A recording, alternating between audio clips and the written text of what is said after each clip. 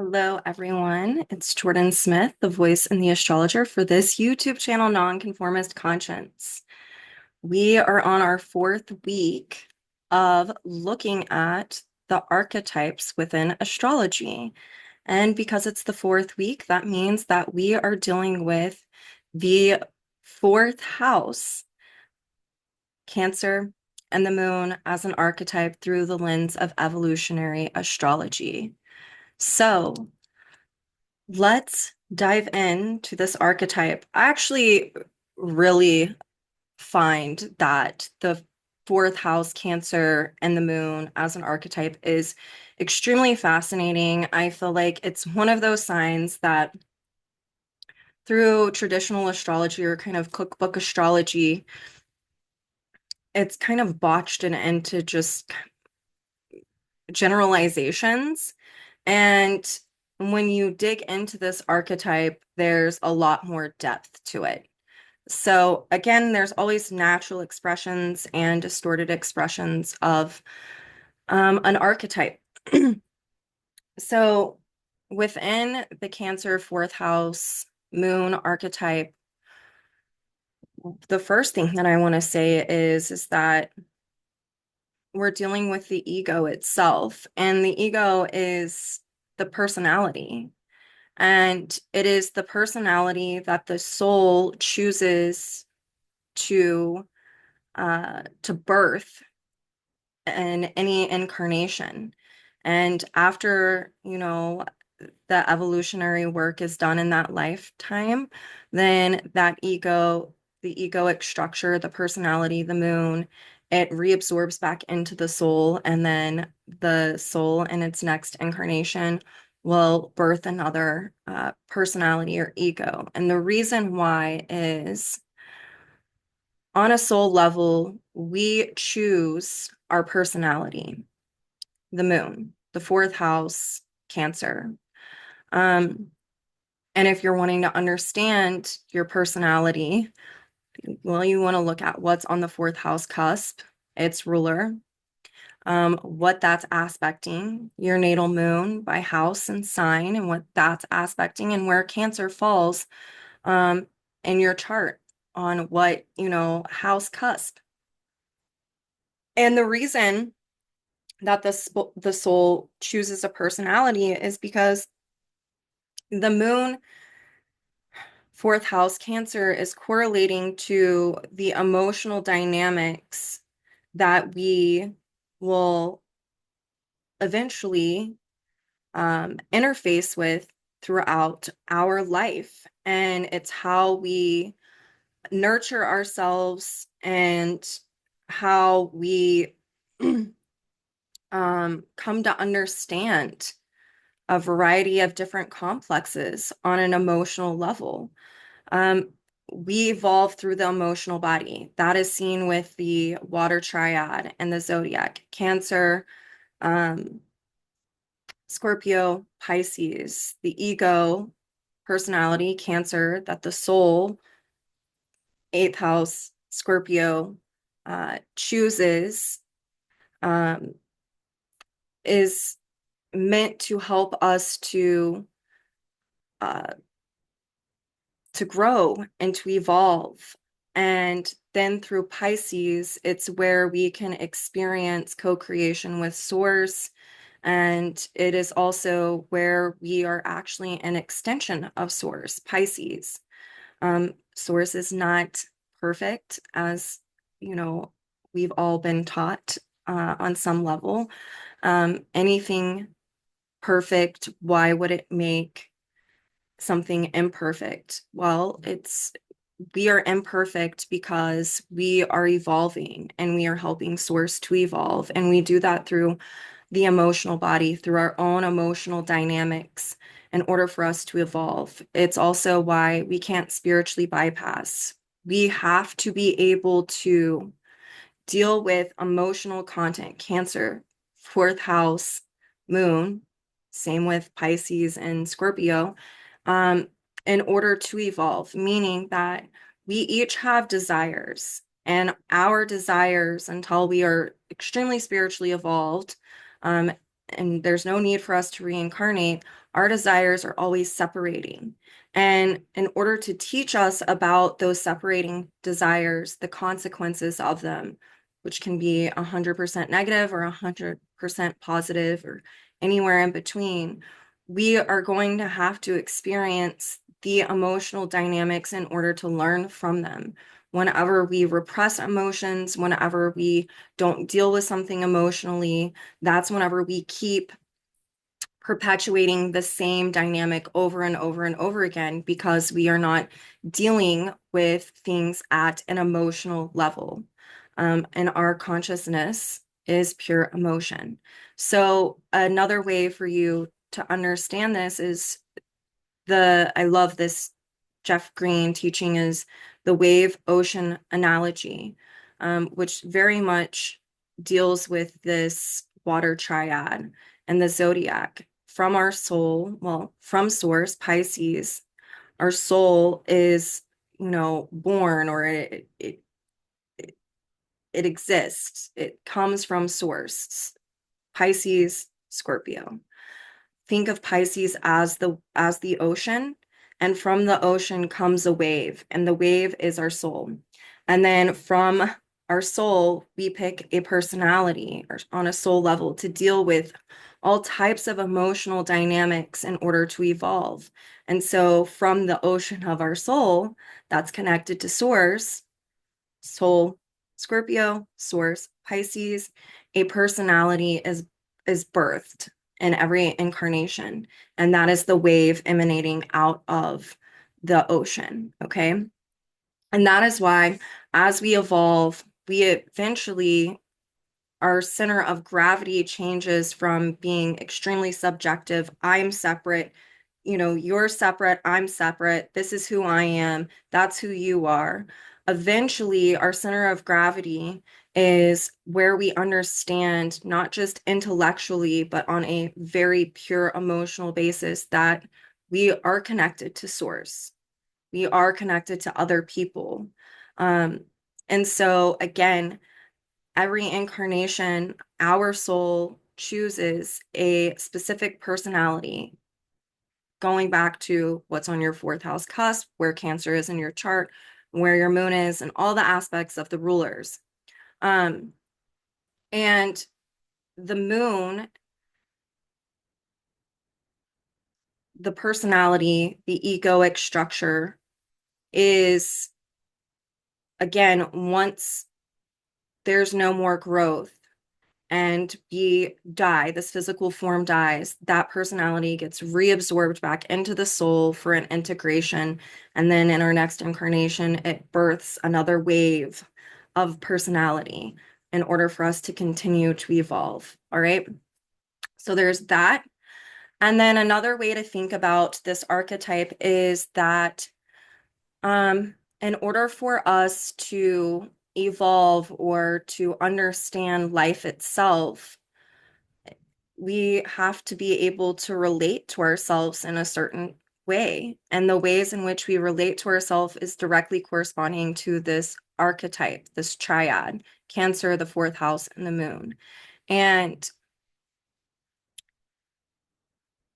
you can think of it as the moon is the filter on the projector. If the projector is just going, the movie of our life, it's diffused light. We can't make the picture out. We can't make sense of it. And so our moon is literally the filter on that projector, helping us to understand what this is, what's going on. And so it gives so much context and content for one. And your moon says a lot about the emotional dynamics that you are going to be dealing with in order for you to evolve, right? Continuing this evolutionary journey.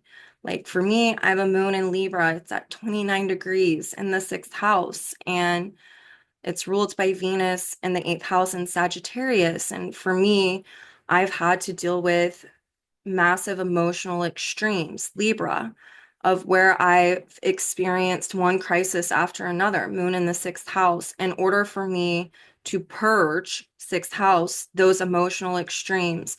And those emotional extremes have been around codependencies with others, um, where I have depended on others way too much to nurture myself.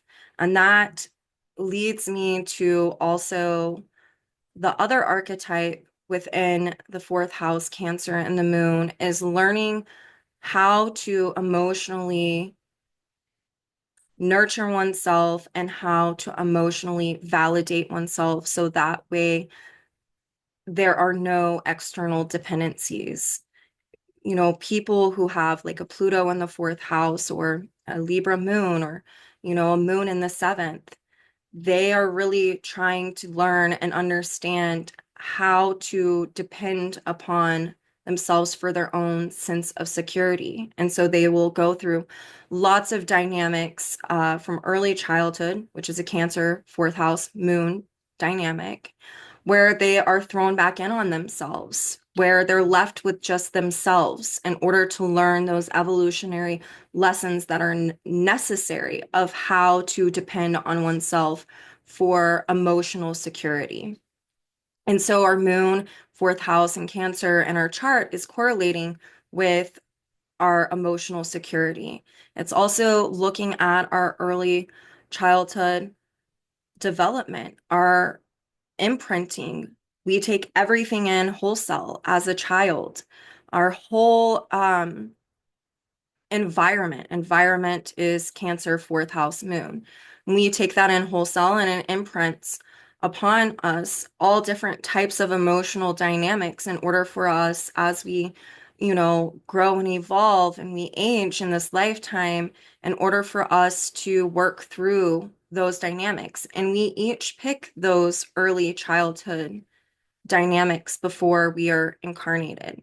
And so there's this dynamic of learning that we really are responsible for what we have chosen in this life. And that's really pulling in the polarity of the 10th house Capricorn Saturn.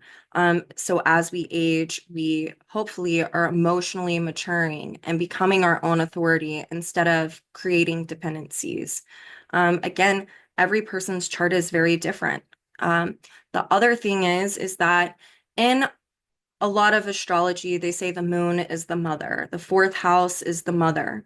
Um, it's not a one size fits all dynamic. The moon in your chart, the fourth house and where Cancer's at is actually, it could be your mother or your father.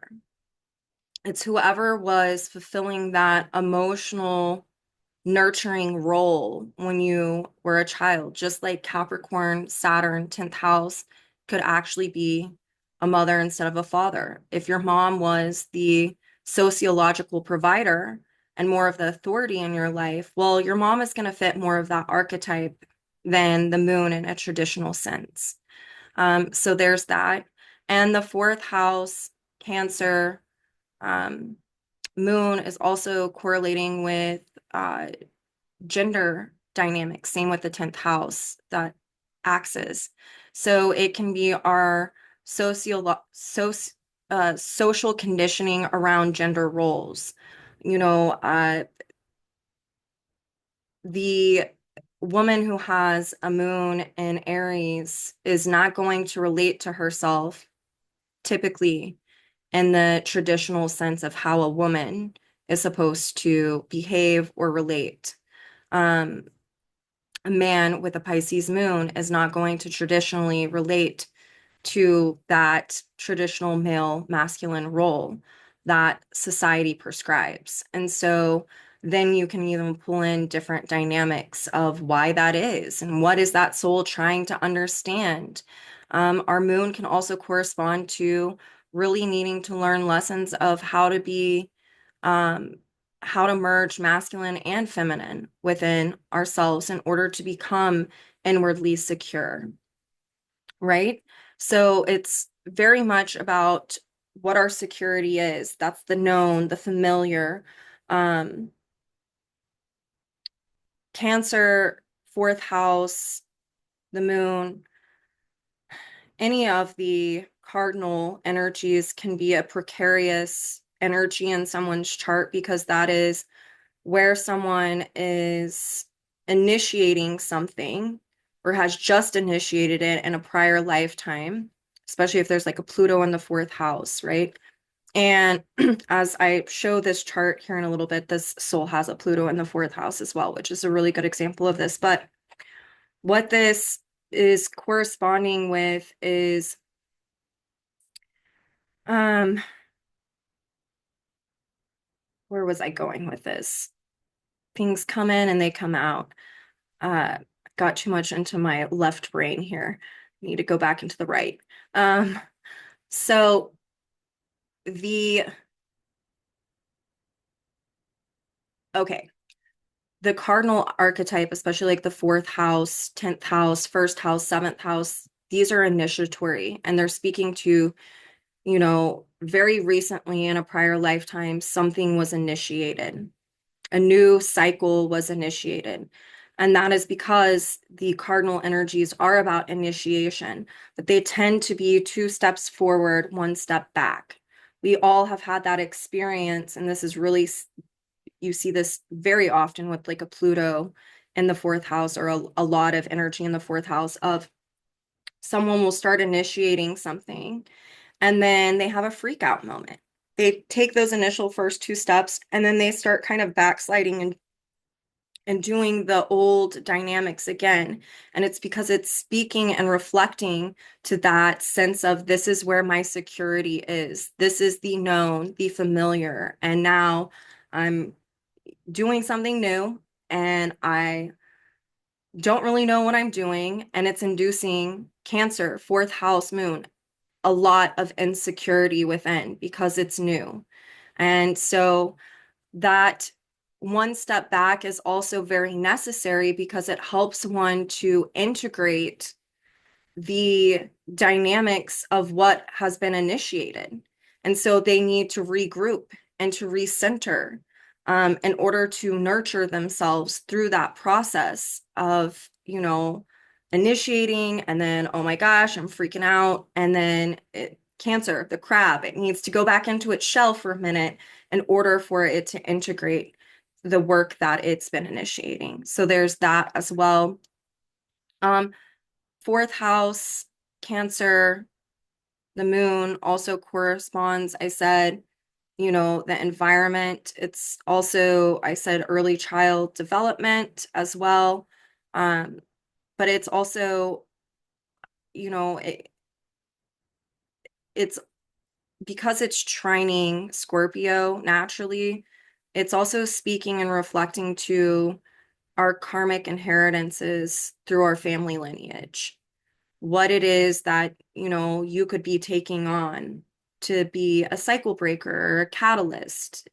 Um, it's our origin, our home of origin or origin of home.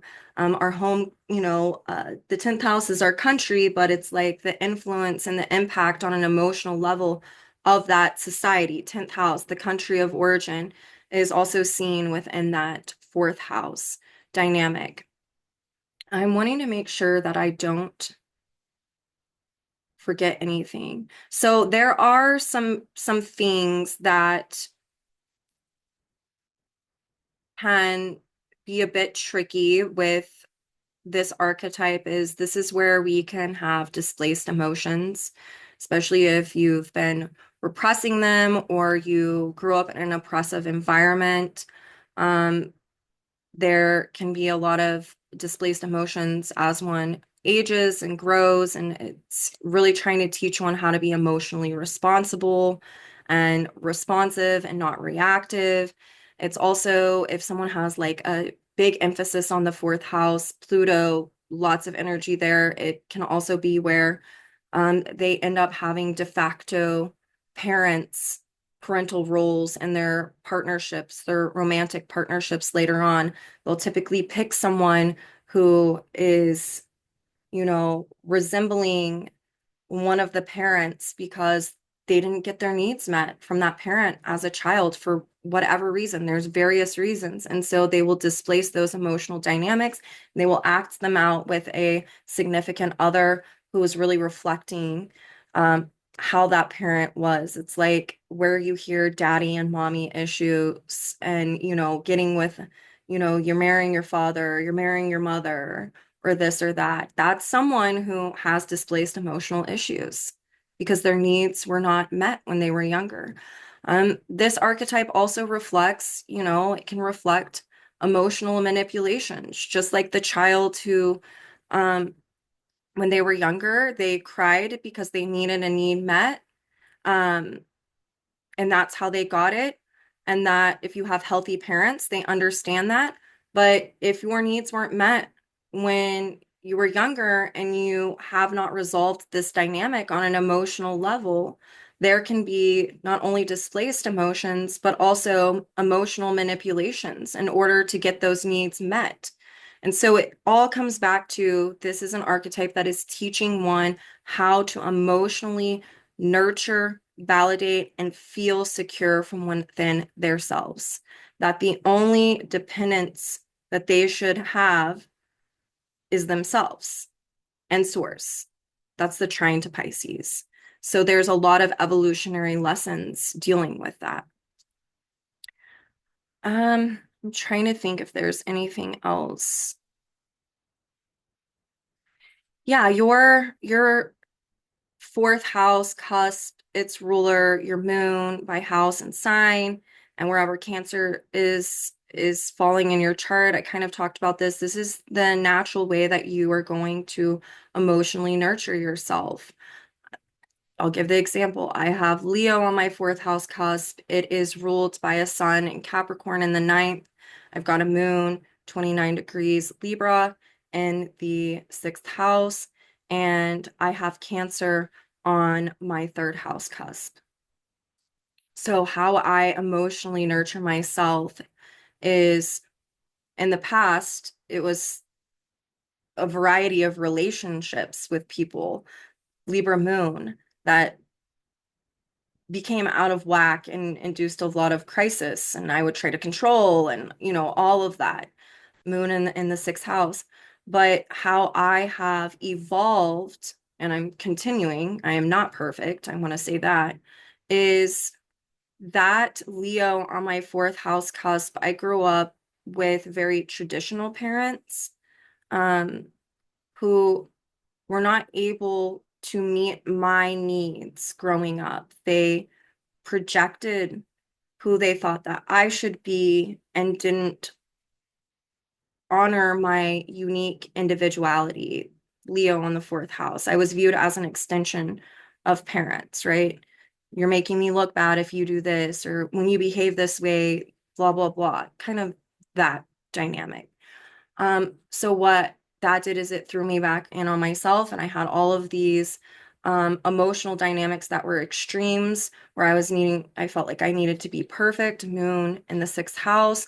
And so I would abandon myself, moon in Libra, in order to feel love, right?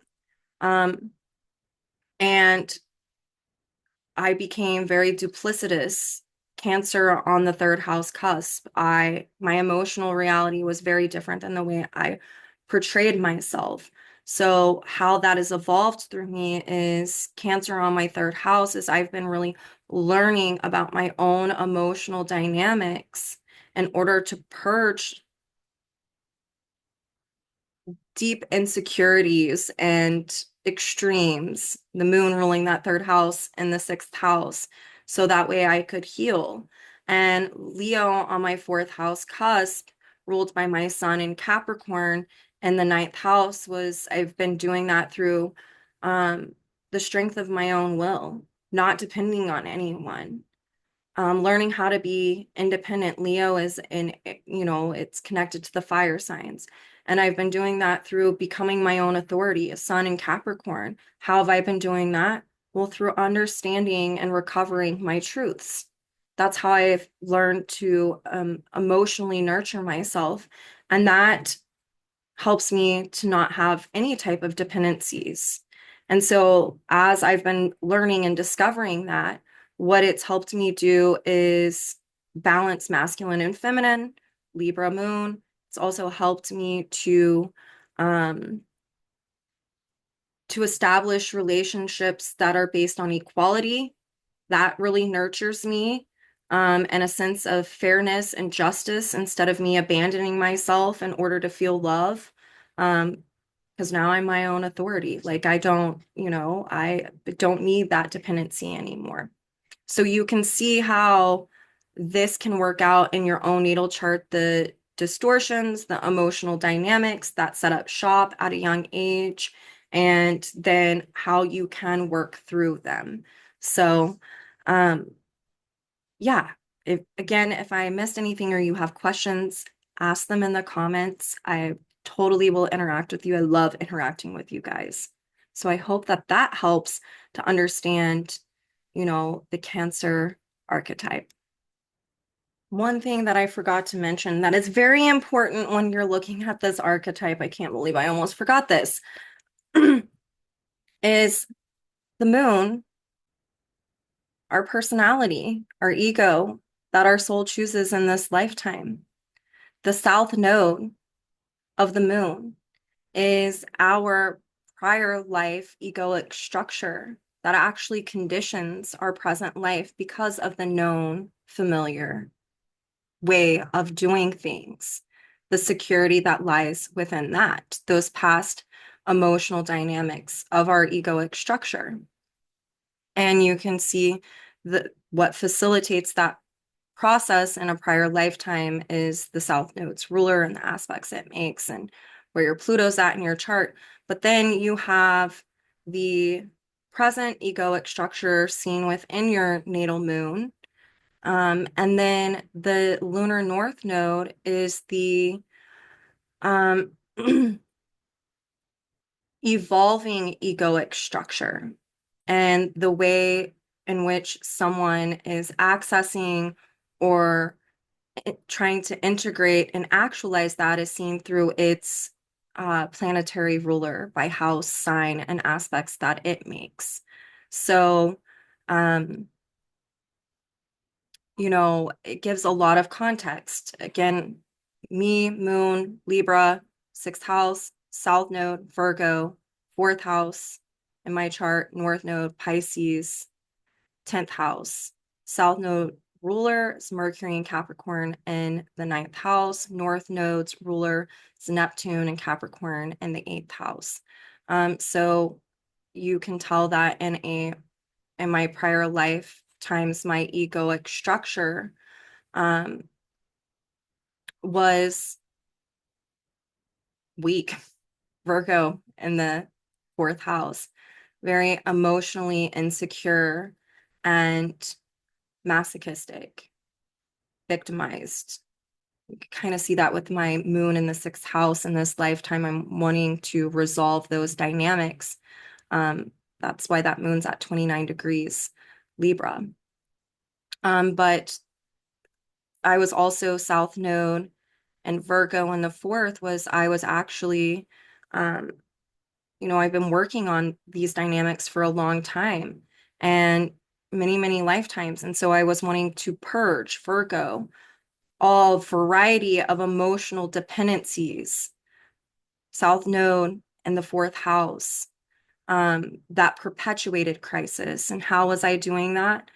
Mercury and the ninth house in Capricorn, by understanding and confronting my own limited thinking and my conditioning around beliefs that made me feel insecure in a prior lifetime. So understanding a truth, Mercury and the ninth, versus a belief about myself, and then becoming my own authority, having a personal voice of authority instead of depending on others to tell me what to do. So you can see how that was something I was dealing with in a prior lifetime.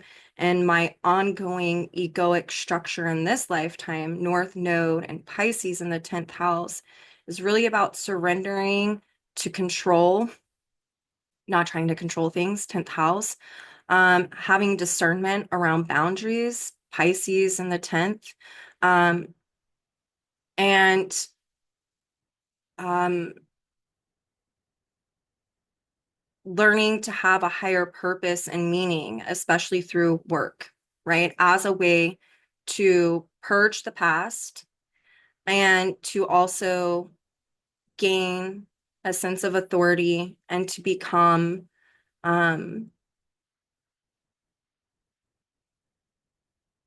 secure within myself through tapping into my pure consciousness. It's a way for me to spiritualize through work, through being of service, moon in the sixth.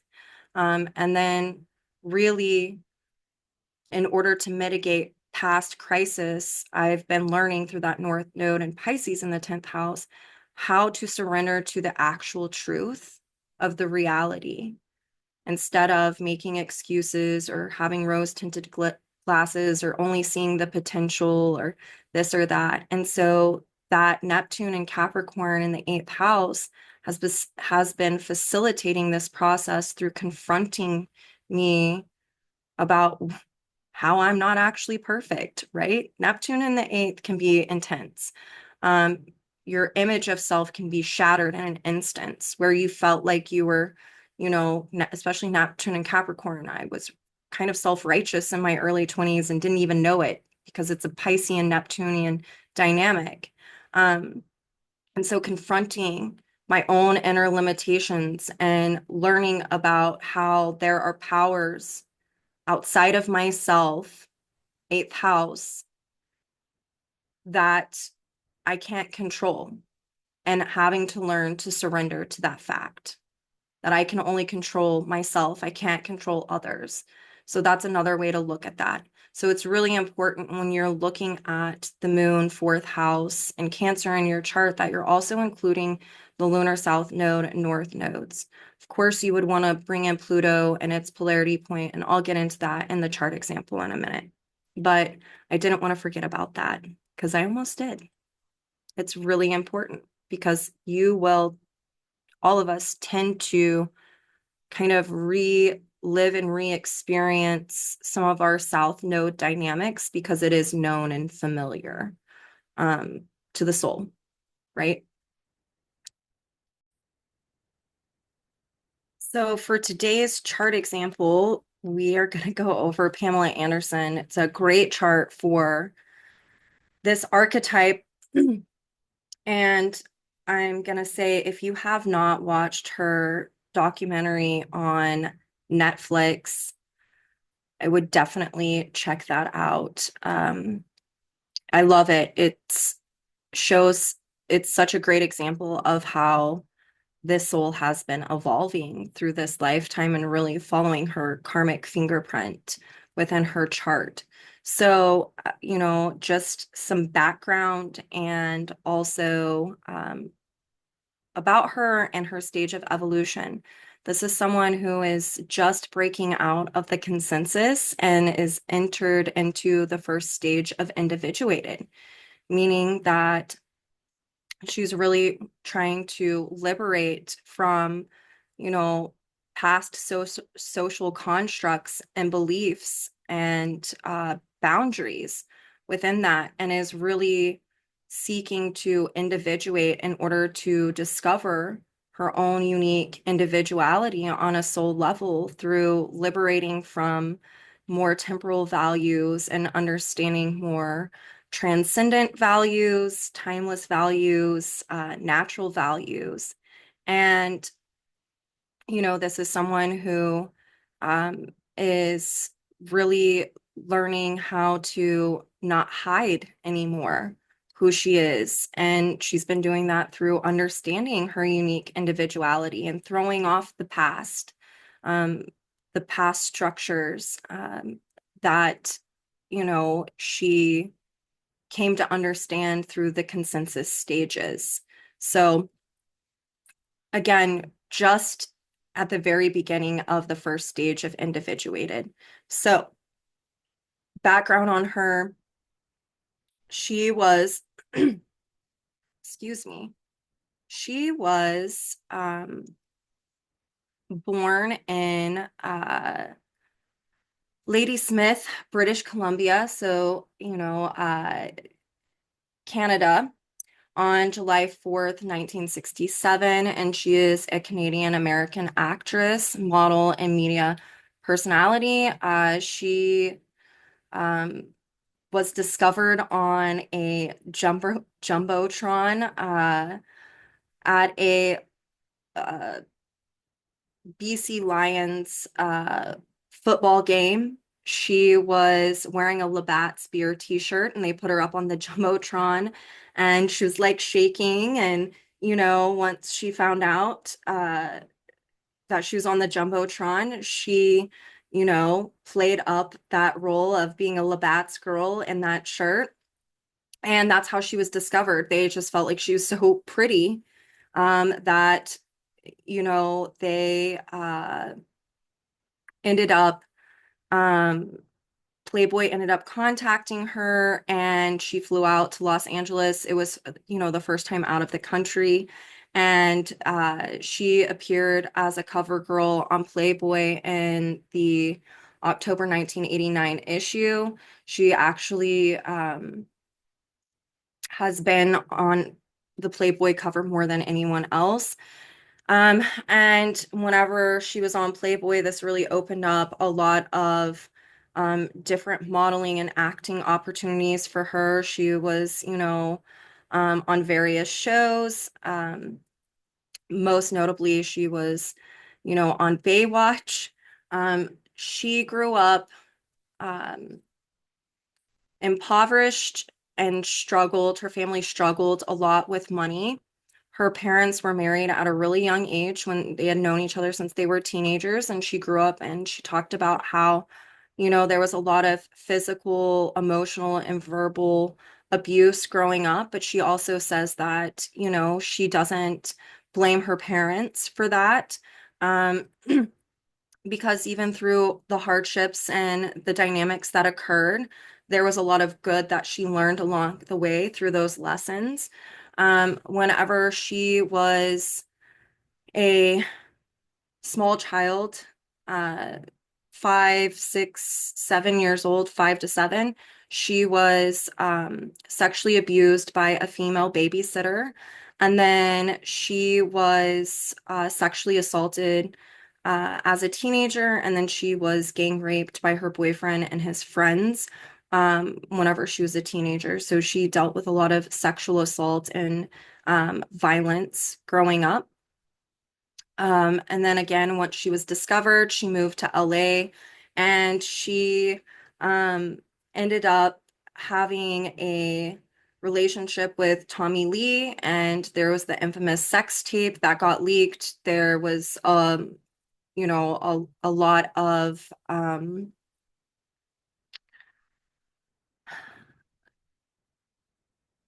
it was more of a landmark kind of dynamic, dealing with, someone stealing the sex tape who had been working in her and Tommy Lee's house and then selling it and making money off of that sex tape.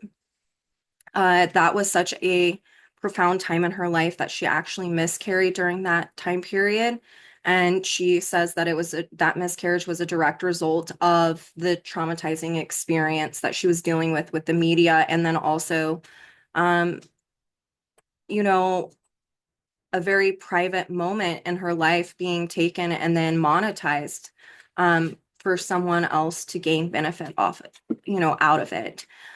She ended up having 2 sons, and motherhood has been a very profound dynamic, has made a huge impact on her and her own evolution. Um, she ended up getting divorced from Tommy Lee because it became physically violent and she did not want her sons to be around that. He ended up, Tommy Lee was, and, sent to jail for a while and, was sentenced. And they now they co-parent, even though her kids are older. She's also said that that was like the love of her life. She's been married multiple times. She's talked about how she's in love with falling in love. But as she has matured, she has been finding solace in being alone and learning how to be alone. And part of that has been through inheriting a family house and redoing it and reconnecting with nature through gardening and, The past couple of years, she's always been a sex symbol. And now you see her getting back to her natural roots. She is not wearing makeup anymore. She shows up to premieres or like even the Met Gala without makeup on, which, a lot of people, because of that, of her making that statement through not wearing makeup anymore, not glamming up anymore, she has um it's helped other women to strip down and not feel the pressure of society to be glammed up and dolled up anymore. Um, I'm trying to think if there's anything else. She uh has seen an uptake in her career recently. I forget what movie she was just in, but it was had critical acclaim and success. She was also a couple years ago on Broadway and did her Broadway debut, and that had a lot of critical acclaim and success as well. Um, so you can see that her early upbringing was very pivotal for her in shaping her, and how she has been really following that individuation pulse to liberate from the social constructs and conditioning that she carried into this lifetime. Again, dealing with this archetype, we're wanting to look at what's on the fourth house cusp, which is Leo. It is ruled by a sun and Cancer in the first house. She's got Venus, Pluto, and Uranus in the fourth house. Pluto and Uranus are in Virgo. Venus is in Leo. It's also ruled by that sun. She has Cancer actually intercepted in her chart, and I'm going to talk about that. It's not on a house cusp. And then she has a Aries moon in the 11th, conjunct her North Node and in Taurus, which is ruled by that Venus. And then she's got a South Node in the 5th and Scorpio ruled by that Pluto. And her Aries moon is ruled by Mars and Libra in the 5th. So, lots to talk about here to unpack. So I'm going to stop this. And in true EA fashion, we are going to start with um,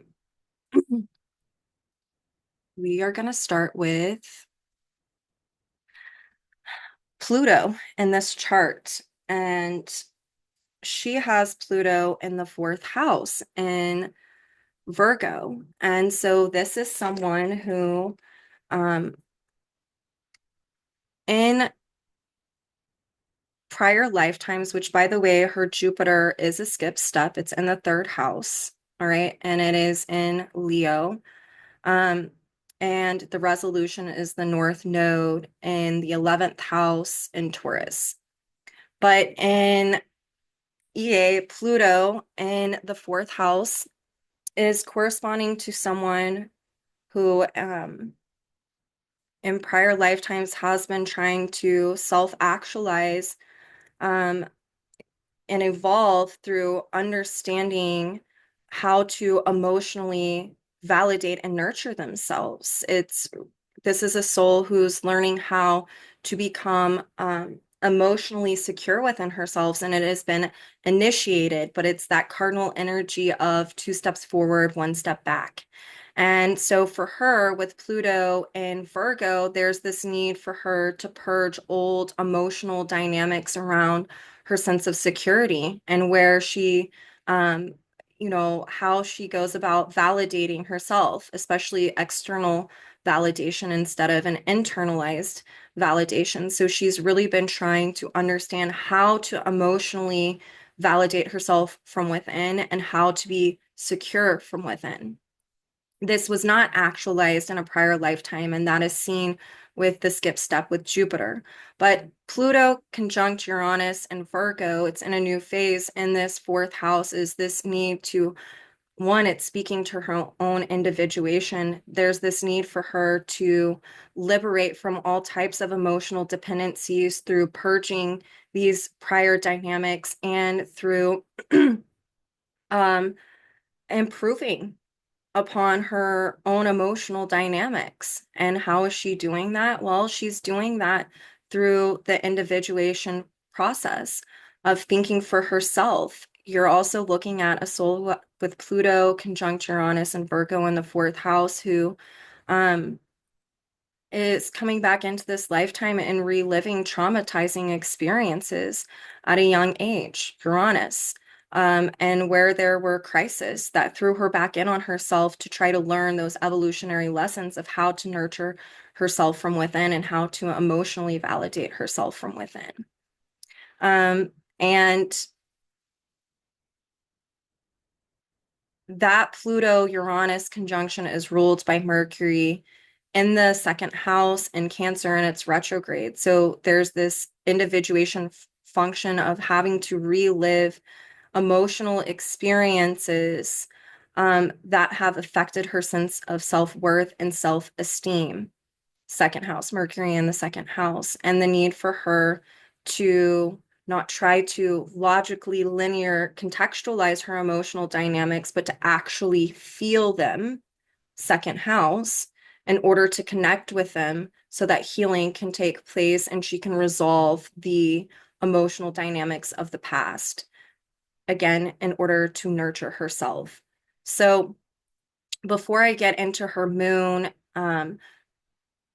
what we need to know that Pluto has not been actualized in the past. She was attempting to actualize this through individuation, through liberation of these prior dynamics of feeling guilt and shame stemming from trauma that created a sense of massive insecurity within. And for her, in this lifetime, I feel like she is actually resolving her skip step with Jupiter. And as she's resolving that, she is actualizing that Pluto in the fourth house. She is becoming secure within herself. She is being able to emotionally validate herself. It's why we've been seeing her not get married all the time anymore. It's why we've seen her really being liberating from the gender roles of what a woman is supposed to be, how she is supposed to be glammed, very consensus kind of dynamics. So with Jupiter in the skip step, you can tell that Jupiter is in Leo and that third house. There's a need for her to um, understand and learn her own personal truths, Jupiter, and to learn that, the third house. Um, and she's doing that through the strength of her own will. Um, what that's doing with Jupiter and Leo is there's this need for her to self-actualize through understanding her truths. Now, if we're in the first stage of individuation and we're trying to understand our own unique individuality, well, we would need to learn about our truths. We would need to discover this. And so Jupiter and Leo, ruled by a sun in Cancer in the first house, this is someone who's needing the freedom and the independence to explore what her actual truths are in order for her to self-actualize in this way to emotionally nurture herself. That's how she's giving purpose and meaning to her life is through that sun in Cancer, through um, learning how to be independent and free and to not have any type of dependencies. And as she is learning about this, she's learning more and more and expanding upon what makes her unique and what her actual truths are. And the resolution node is that North Node in Taurus. In the 11th house, this need for her to liberate from North Node in the 11th, from past beliefs, Jupiter, squaring that are values held within the consensus. What we believe correlates to what we give meaning to, and what we give meaning to correlates to what we value, and what we value correlates to what we need. And so for her, she's wanting to expand upon her truths in order to become more North Node and Taurus self-reliant through liberating from the past, North Node in the 11th house. And she's doing that through the individuation function of throwing off the past values, and then becoming self-reliant, North Node and Taurus, through understanding her own truths, through discovering her own truths that then help her to become emotionally reliant and self-reliant in general.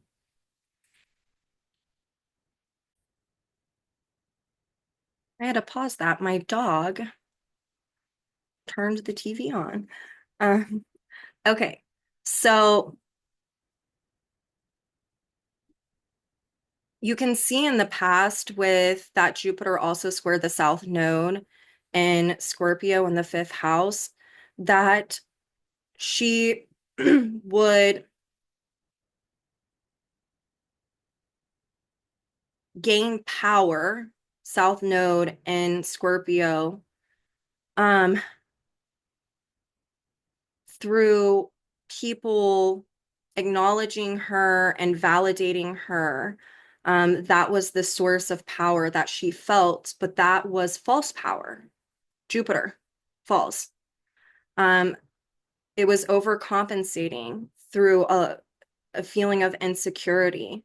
And for her, that resolution being the North Node in Taurus has been about her, again, understanding and expanding upon her personal truths as a way to heal self-esteem and to become self-reliant.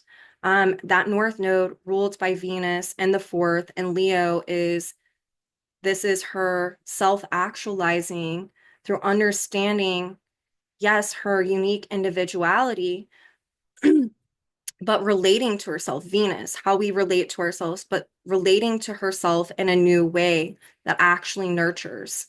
Venus in the fourth house, that Venus ruled by the sun in Cancer. Okay. So to me, this is a woman who is absolutely um, following her evolutionary fingerprint and who is resolving that skip step.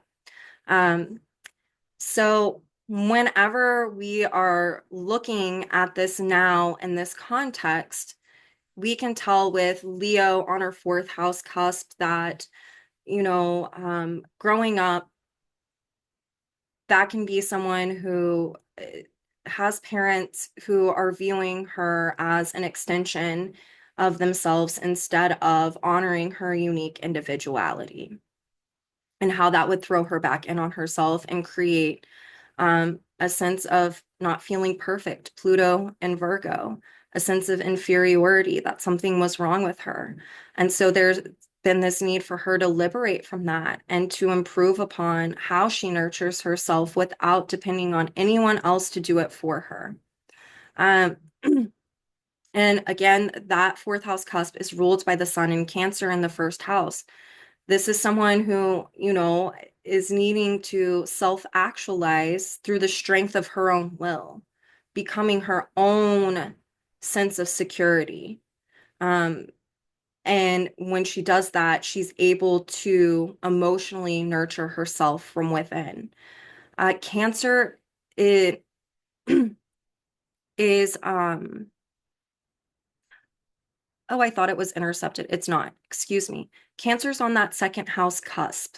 Okay. So this is where one is needing to learn second house, how to strengthen their inner relationship to self and become self-reliant. And how is she doing that? Cancer on the second house cusp through learning how to emotionally nurture herself to become emotionally self-reliant.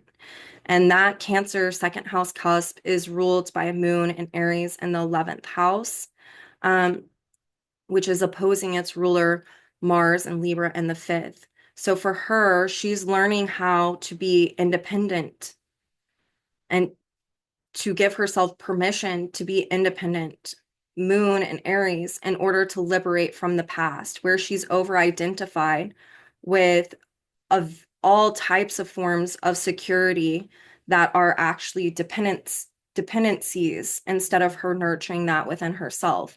And you can see that because Mars is in Libra in the fifth house and it's opposing that moon.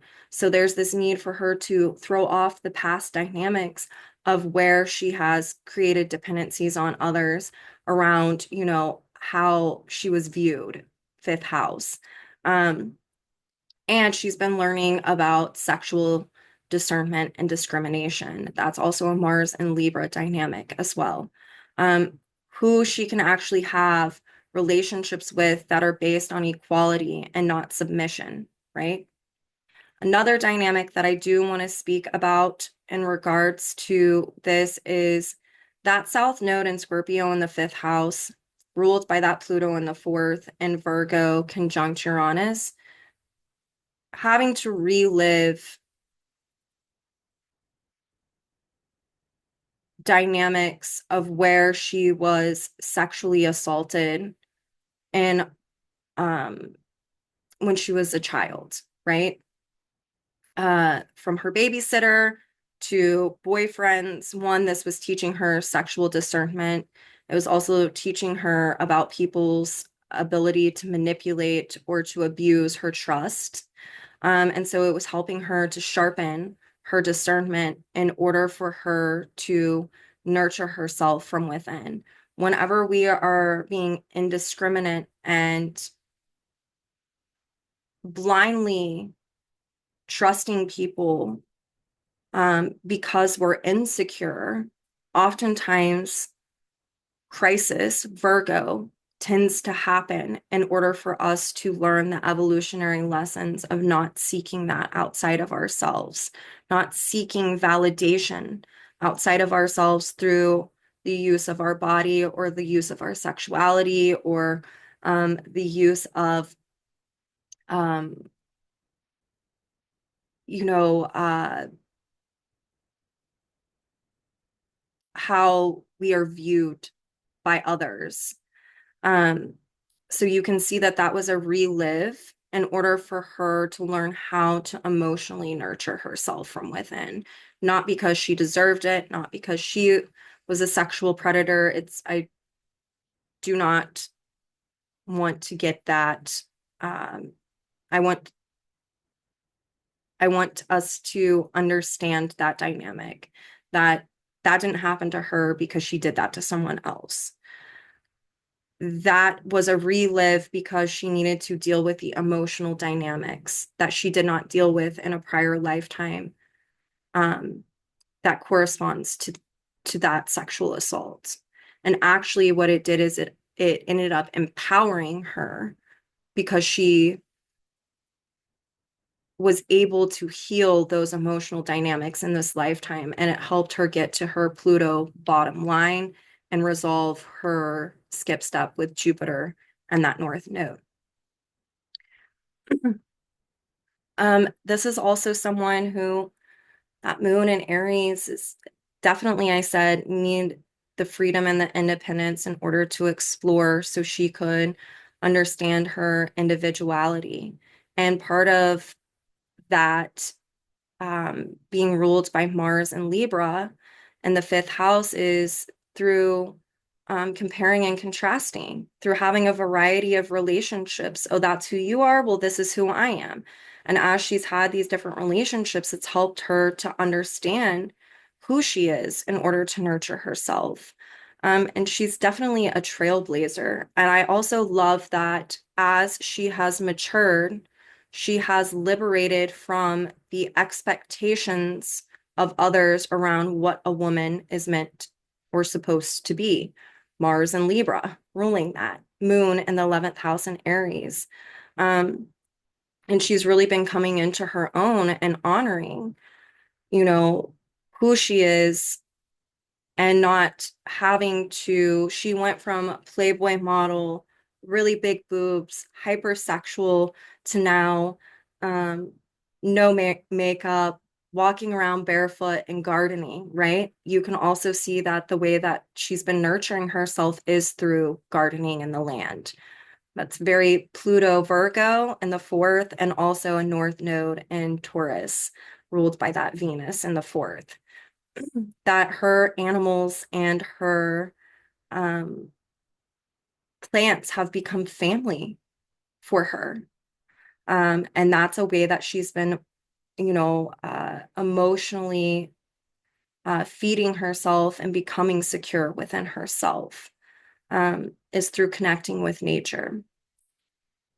So I want to make sure I'm not missing anything else. No, I don't think that I am.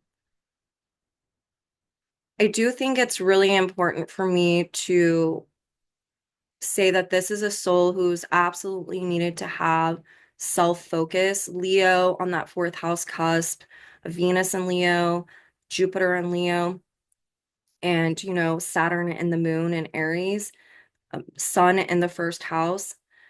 She's had a lot of lifetimes where she has felt like she had to be perfect, Pluto and Virgo, and how she abandoned herself, Mars and Libra, in order to live up to that perfection of other people's expectations, Mars and Libra. And in this lifetime, as she's been resolving her skip step and understanding her truths, she's absolutely needed that Leonian type of self-focus in order for her to discover. It's also why her marriages didn't last that long, is this self-focus of the fire signs going on in her chart. Anytime that she felt entrapped or encroached upon, that she couldn't have freedom in order to, figure out who am I, the relationship would cease to exist. So what she's really been doing is she's been self-actualizing through learning how to relate to herself in a very different way. And what that is going to help her do is it's going to help her to attract different relational dynamics, whether it be this lifetime or her next lifetimes, because she's doing this work now to mitigate that. And it's because she's becoming emotionally secure within herself and no longer creating dependencies within her relationships to feel secure within. She's actually literally that North Node in Taurus, she is becoming self-reliant through integrating her unique individuality, through understanding and expanding upon her personal truths, and how that's facilitating this process of her being able to emotionally nurture herself. So I hope that this helps you to understand how the fourth house, Cancer, and the moon can work in someone's chart.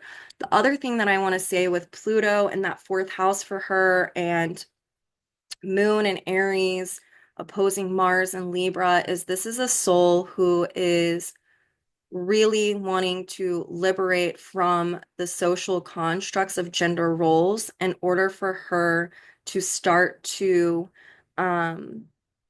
balance the scales of masculine and feminine within her. Mars and Libra, moon and Aries, a sun in the first house in Cancer.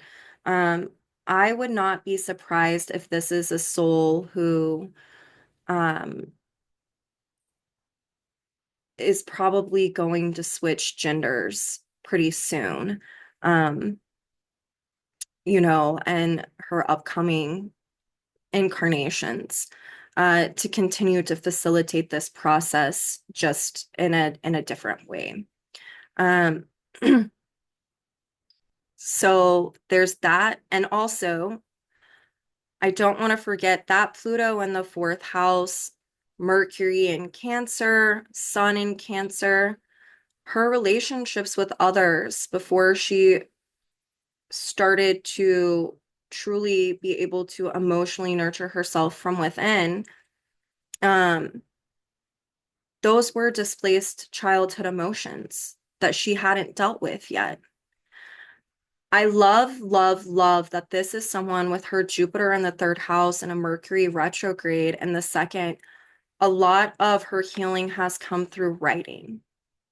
Her writing about her emotional dynamics as a way to nurture herself and facilitate in this process of understanding her truths through that writing, allowing herself to express something that was going on an emotional level, to connect with it, and then how she would expand upon her personal truths through her writing that she did. As a matter of fact, her documentary on Netflix, it directly corresponds with all of her journaling. Again, look that up, watch it. It's an amazing demonstration of her life. And then you can pull up her chart as you watch that and allow that chart to um, be illuminated and connect some of these dots of how she's been actualizing this. And quite frankly, as she's been resolving that Jupiter skip step, what that's done is it has helped her to actualize that Pluto in the fourth house, but it's also pulled in her Pluto polarity point of Pisces in the 10th. She's been healing Pisces through emotionally maturing Pisces in the 10th. And that's through her tapping into her pure emotion, Pisces, and then surrendering to the truth of who she is as a way to have a sense of authority instead of doing Mars and Libra, you know? Um, and of course, her Pluto polarity point is ruled by Neptune um, in that sixth house, which is, in Scorpio retrograde, ruled by her Pluto. So she's been improving by, self-improving through purging old beliefs, through confronting them, her own idealisms that have gotten in the way of her understanding how to become secure within herself. You know, we are taught and conditioned that ultimate meaning is in our relationships with others. Ultimate meaning is having the ideal relationship, that we're half of a person and not whole. And so there's been this process of her purging these illusionary beliefs. And then North Node and Taurus, there's this liberation from these dynamics, but then she's also understanding what her actual values and needs are. And then being able to become truly self-reliant and being able to meet those needs instead of creating dependencies outside of herself. So very cool. Great chart example for Cancer, fourth house, and the moon. And I hope that this was helpful. So, what are the transits of the planets meaning when they go through the fourth house?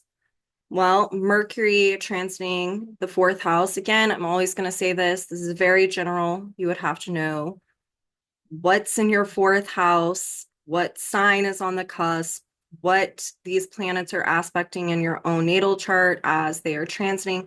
Mercury through the fourth house can be a time where one is learning or discovering about their own emotional dynamics. That it can be a situation where all of a sudden you're wanting to take in a lot of information in order to understand yourself on an emotional level, why you work the way you work, how thoughts correspond to emotions, how you have classified or contextualized your own emotional dynamics. There's a sense of expansion and constriction that happens when Mercury is going through the fourth house. The expansion is, I want to go out, I want to have conversations. That way I can learn more about my own dynamics around my family, around the ways in which I tick on an emotional level. And then it can be all of a sudden discombobulating, and there needs to be constriction in order for one to integrate the information that they've been learning about themselves on an emotional level. So this is where we go out, we're doing all of this stuff, we're hanging out, we're conversing, we're taking in lots of information, we're learning through comparing and contrasting because of the square to the seventh house. And then there's a need for one to integrate that information. And so it can be this constriction of the crab is needing to go back in to its shell in order to integrate what it has been learning.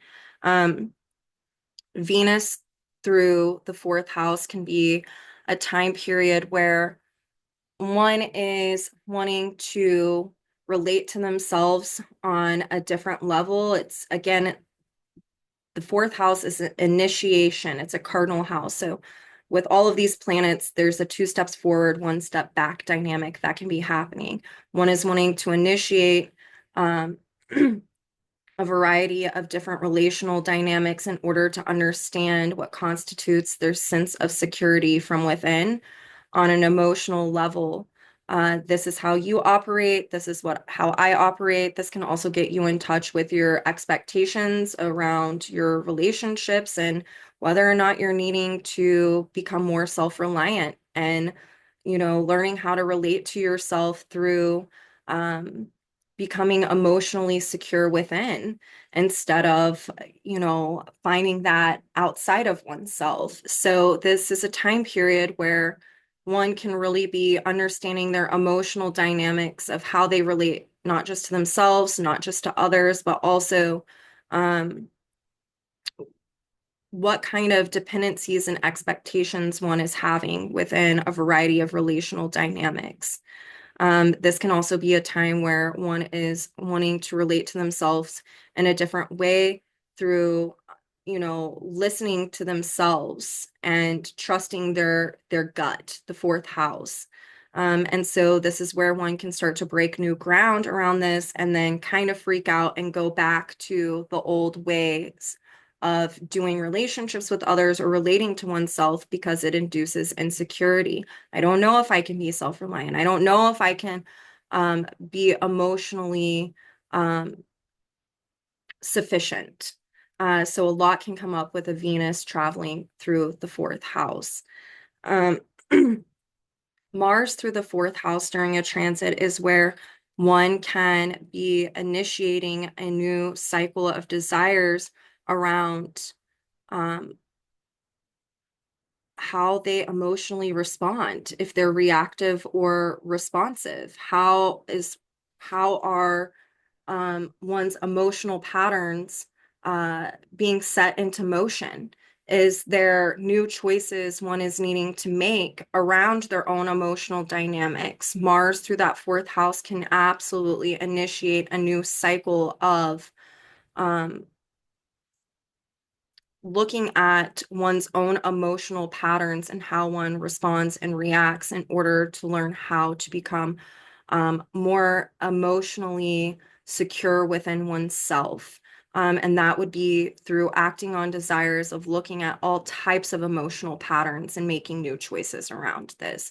This is also a time where arguments and anger can arise because there could be an injustice or some type of dynamic that's really wanting one to, on a soul level, get in touch with any type of repression around emotional dynamics at that time.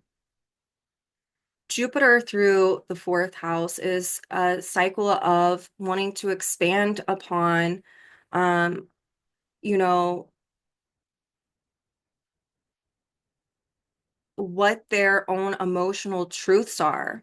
And this is a time where someone is needing to become emotionally honest with themselves in order to expand.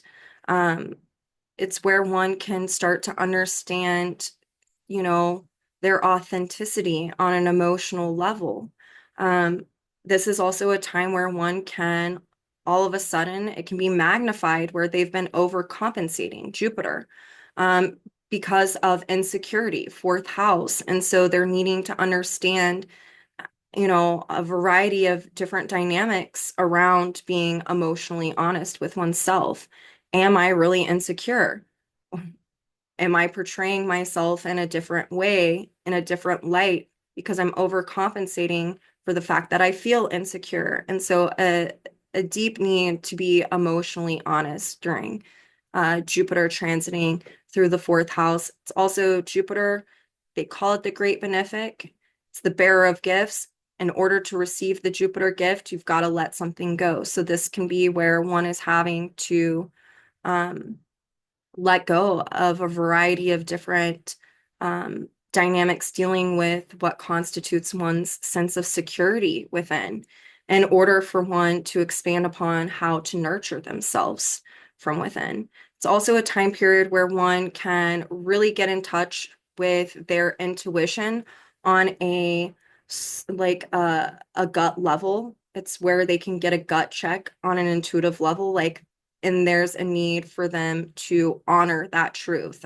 You know, you're around someone or something happens and you know what you know without knowing why you know it, and you feel it in your gut.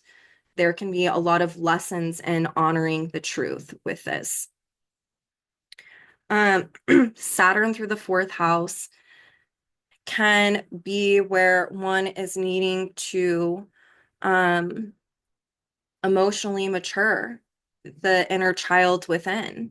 And so there can be a lot of dynamics that come up around understanding that family can be chosen, or, we make our own boundaries. This can be where we're learning about emotional boundaries, Saturn. Um, and what is safe and secure, what keeps us safe. This is also, again, a process of where we can have a lot of emotional maturation through self-reflection. It's also a time that, if we are experiencing the Saturnian sense of futility on an emotional level, a lot of depression can come up, and Saturn through the fourth house can induce depression. In order for us, it's like a, a radar, you know, uh, going off saying, hey, there's something here that has been pushed down, and depression is becoming induced in order for you to Saturn self-reflect on what's going on emotionally. And so this helps one to become more secure within themselves through learning how to be their authority on an emotional level through emotional maturation. This is also a time period through self-reflection that one can glean a lot of wisdom on an emotional, psychological level about themselves in order to create a foundation of security within through emotionally maturing. Uranus through the fourth house can be a time where sudden emotional shocks happen, where we experience trauma sometimes, not always, but there can be trauma. Uranus is trauma um, around, you know, someone depending on someone else and not realizing that they over-identified with that dynamic. And so there can be an emotional shock through a traumatic instance in order for one to liberate from those dynamics. This is also a time Uranus going through the fourth house where one is needing to objectify and observe their own emotional dynamics. That way that there can be a liberation process of the past. It's also where one is wanting to transform their emotional dynamics through an individuation process of this is who I am. That can be a time where one is wanting to integrate something unique about themselves in order to transform their inner emotional reality.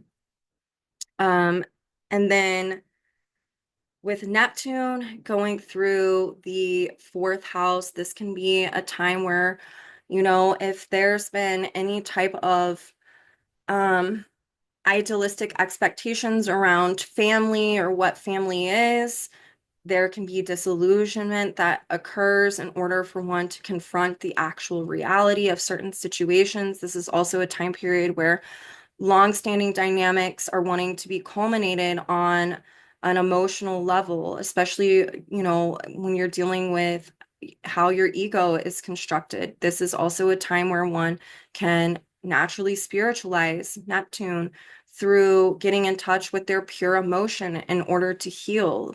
And that could happen through a disillusioning experience that induces crisis on a deeply emotional level, but what that can do is the soul starts to be like, why is this happening and what's going on and how can I fix this and how can I improve this? Um, and then it helps with the culmination process and to heal long-standing dynamics that are wanting to culminate. And then Pluto through the fourth house is a time where we get confronted with all types of dynamics on an emotional, psychological level. If there are any type of dependencies that have been going on and we've resisted growing and becoming emotionally secure within ourselves, this is a time period where we can lose relationships. Or I saw this recently with a family member, lots of codependency going on, Pluto through the fourth house, and a loss of their wife that they were extremely codependent with. And that's because there had been an immense amount of resistance to dealing with their own emotional needs and security. This is also a time period where one is needing to confront the ways in which they relate to others. Is it a dependency or are you secure? It's where we get confronted with our own emotional psychology. This is who I am, and this is who I absolutely cannot be anymore. I cannot displace my emotions. I cannot, create dependencies with other people because that makes me feel secure. So it's really confronting all types of stuff. If you're a parent and you have Pluto going through your fourth house, there can be confrontations with your kids, especially if a kid feels like they haven't been seen or understood for their own emotional needs. There can be a lot of confrontations with that. If you're not a parent, or even if you are, but there have been issues with your family of origin, with your mom or your dad or anyone, particularly in the family. And there's been emotional trauma. This can be a time where one is having to confront that. Um, it's a time where one can choose uh, to end karmic contracts with certain family members because they, are not being honored for who they are on an individualistic level. Um, it's also a time where we get confronted sometimes with how our emotional reality is very different than someone else's. And so it can teach us lessons around how to metamorphose that, or how to heal or nurture oneself from the inside out. So this is, very quick going through the transits of the planets through the fourth house, but at the root of it, it's cycles being initiated in order to understand emotions and to gain deeper clarity on our own emotional psychology and to understand how to become more emotionally secure within. And so it goes through the array of the planets, going through that fourth house in order to induce these evolutionary lessons that are needing to be initiated. Um, so yeah, I hope that you guys have enjoyed um, this video, and next week we will go over the fifth house, Leo, and the sun, and I'm looking forward to that. Until then, um, I hope that you guys, this has sparked something within you and you want to go look at charts or ask questions or whatever. Anyway, until next week, bye, my friends.